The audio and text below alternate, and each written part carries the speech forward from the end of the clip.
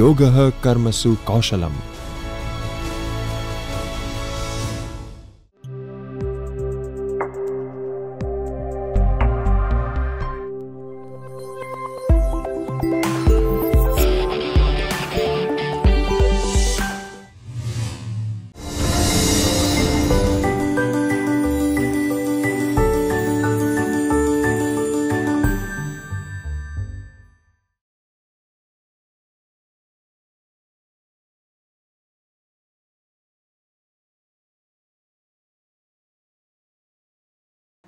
Coming to the next section, that is the language and culture.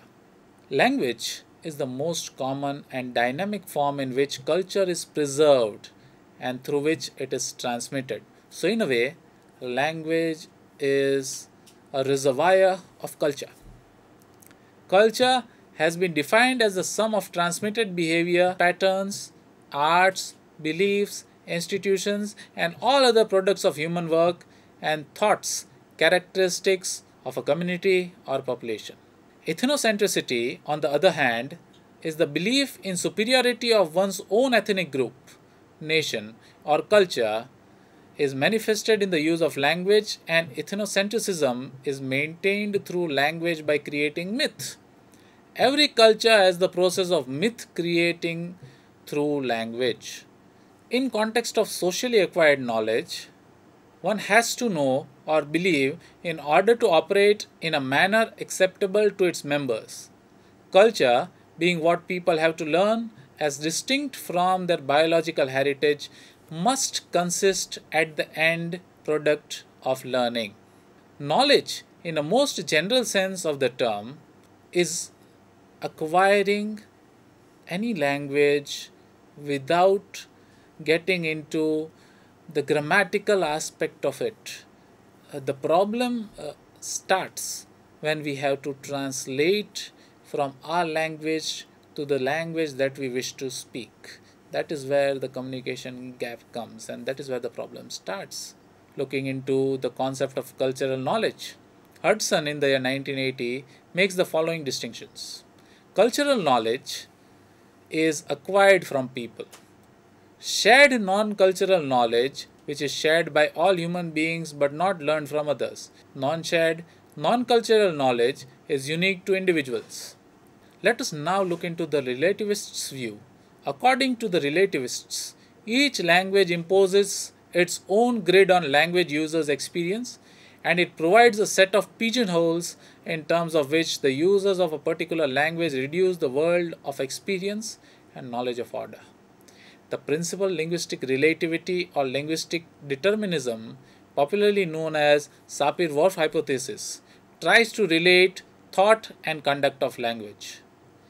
Moving towards the universalists' view, they, on the other hand, propose that language share basic common features. This implies to the rejection of the assumption that languages differ in innumerable and unpredictable ways. Their basic assumption is that a child has an inherent, inborn, innate, or genetically programmed capacity for learning any of the human languages.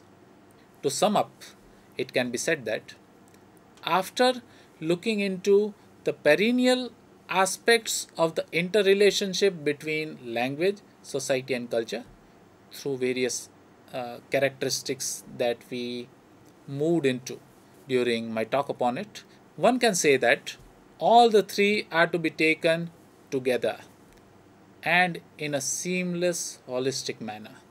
Studying them in isolation would deprive us from attaining a comprehensive understanding about all of them. Society and culture are to be understood through language. Language, in a way, is a bridge which allows us to transport ourselves in order to develop our understanding about societies and cultures at large. So this was it with regard to language, society, and culture. Thank you very much for your time and patience. I would like to thank Dr. Vishal Pandya for really interesting discussion on culture, society, and language. See, when we talk of society, culture, we cannot talk of it without language. If we don't have language, how will we communicate with people and how society will be formed? And if society will not be formed, where culture will exist? So they are interrelated, and he has really interwoven the topic and he has talked about it in an interesting manner. I am very happy to have a look at this video, which is very interesting. He tried to look at different aspects from different angles and he tried his best to deliver it. I guess, friends, this will be very useful to us, and this will again raise lot of issues, lot of questions and lot of discussions. After looking into perennial aspects of the interrelationship between language, society and culture, one can say that all the three are to be taken together and in a seamless manner. Studying them in isolation would deprive us from attaining a comprehensive understanding about all of them. If we study them differently, we will not be able to get comprehensive view. When we talk of society and culture, they are to be understood through language, because after all, language is a medium which will explain it. Language in a way is a bridge which allows us to transport ourselves in order to develop our understanding about societies and culture at large. So I would like to thank Vishal for a really interesting discussion on this. Vishal, after this discussion, I would like to bring 2-3 points to the notice. The first thing which comes to my notice is how can we justify language as a socio-cultural system? Yes. So, sir, what exactly happens is, there is a very famous phrase in Sanskrit, which is Sloth the Brahma. So, even in Sanskrit, when we study something, it is Shabda first, and after that Brahmand. That means language creates the world. Very good. That is what we look into when we study language, society and culture.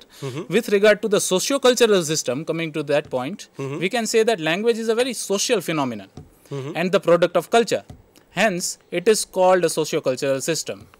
It is a system of or involving both social and cultural factors.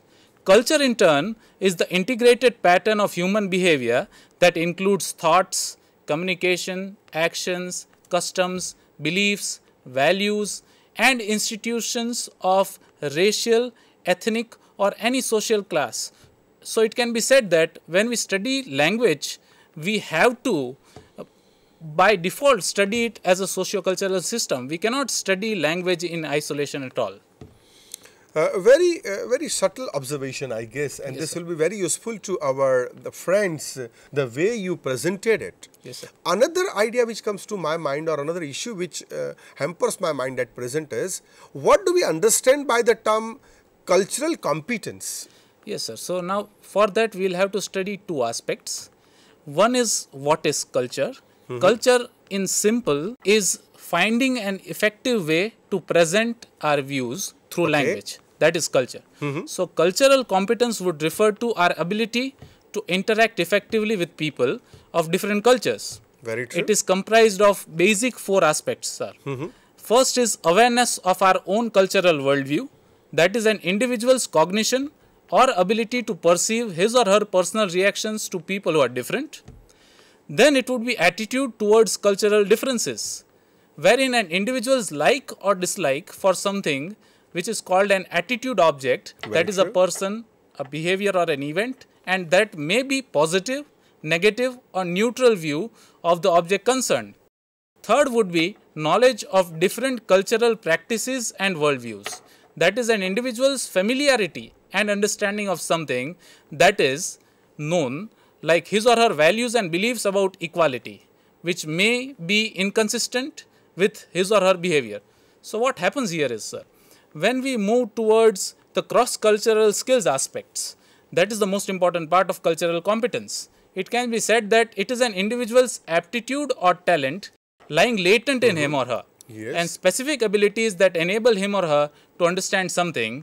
For instance, gestures and other forms of non-verbal communication that tend to vary from culture to culture. So I would like to give one very personal example which I came across when I visited Paris.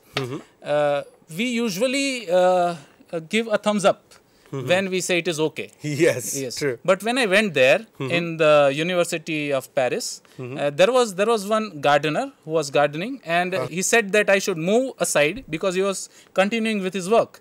And I said okay, and he was offended by that. Oh my God. So later on, when I asked about it to one of my friends staying there, they said that this is a very negative gesture in France, which is a very positive one here. So sometimes in order that to means he understood when you said this, he understood that I will not move. Yes, yes, or maybe something, or maybe something which was offensive in its expression. Yeah, so he was not happy with that. So he was not happy with that. So sometimes what happens is, sir, language therefore becomes very important. In order to understand a culture of some kind, if we don't know the non-verbal cues of that culture, that is where language would come in. Yes. When we are talking about these competences, another thing stuck or another thing which comes to my mind, I guess the participants would be very happy to learn about this is, you have used two terms, linguistic competence and communicative competence. Can you tell me what do we understand by these two terms separately and even together? Sure, sir. It is a very interesting concept, linguistic competence. So, when we talk about linguistic competence, it is concerned primarily with an ideal speaker-listener in a completely homogeneous speech community who knows its language perfectly and is unaffected by such grammatically irrelevant conditions as memory limitations, distractions, shifts of attention and interest, and errors in applying his knowledge of the language in actual performance. Whereas communicative competence reminds us of the multiple and potentially complex skills that await language learners. That is, knowing when it is appropriate to open a conversation and how, what topics are appropriate to particular speech events, which forms of address are to be used, to whom and in which situations, and how such speech acts as greetings, compliments and invitations are to be given, interpreted and responded to. So, sir, it can be, in very simple way, it can be said that linguistic competence is innate. So, sir, for example, we are from Gujarat. So, our competence with regard to Gujarati language is very basic and very innate. We don't have to think before speaking. Now, applying that linguistic competence to social context is what is communicative competence. Very true. For example, if we go to any court and we talk to judge, so we cannot say that respected judge, we will have to say honorable judge. Yes. So the word honorable is actually related to the knowledge of communicative competence, whereas the words like respect, honorable, venerable, revered, all these words are from our language. That is our linguistic competence. So choosing from the mental lexicon that we have with regard to our language is communicative competence. Very true. Yes. It's a very interesting example which you have gave of the courtroom. I guess our participants would very easily relate it.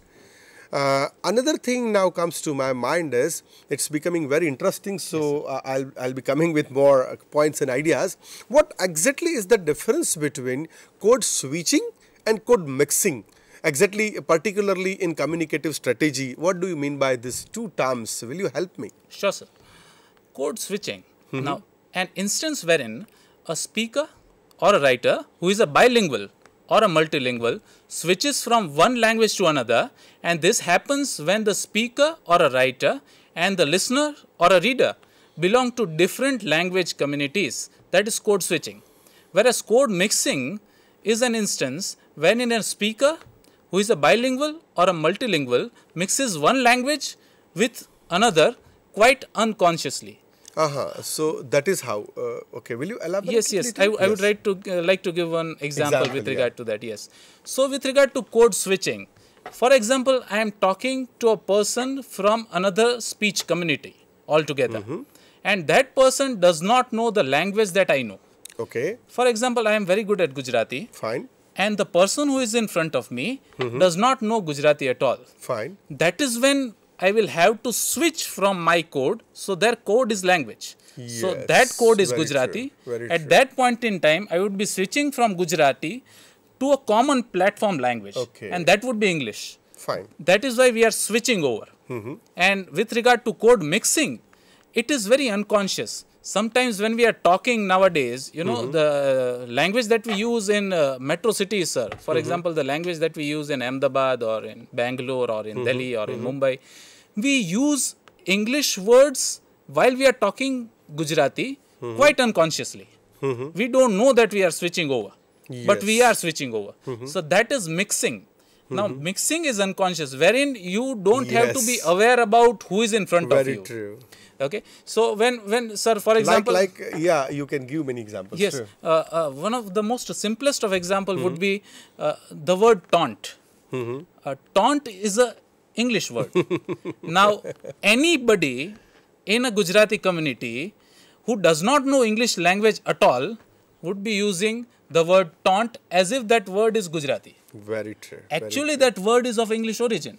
Or even Delhi, like Delhi word is like that only. Yeah, true. Or okay. Okay is spoken by everybody. Very true. Or hello. Or bye. These are phrases or words which are used very regularly by a speech community which is very different. Yes. And therefore, in order to get into a particular culture, sir, code mixing becomes very important. That means you'll have to mix into the culture that language belongs to, and therefore enter into it and seamlessly become a native speaker of that particular language. Very true. I would like to ask you a very simple thing here for our participants. What do you mean by language deficit? Yes. Now, sir, what happens, this is a fairly unknown term and very rarely used sometimes. Now, you know, the theory of language deficit assumes that the working class children do not do well at school because they suffer from cognitive deficiencies in the absence of the elaborated code.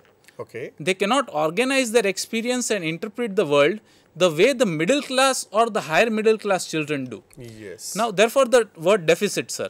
Sometimes what happens is, when you are into a particular school wherein, you know, the children or the learners who come into that particular school are not from a very well-to-do family. Therein they do not get into experiences of different kinds. So, the experience that they get with their fellow learners is almost the same.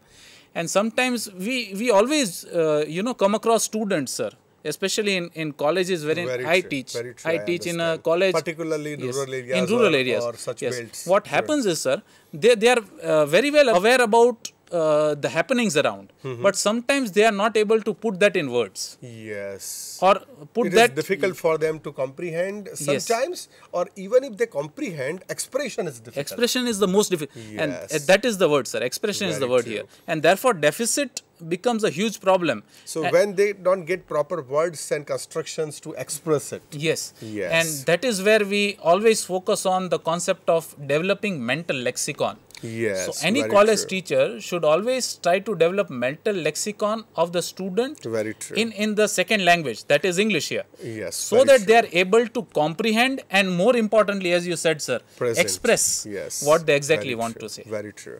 So, there the teacher's role is there culturally also and linguistically also, that he adds to the vocabulary all the or you can say corpus of the student, that he uses more words or such words which are really needed to express, and his corpora should be extended.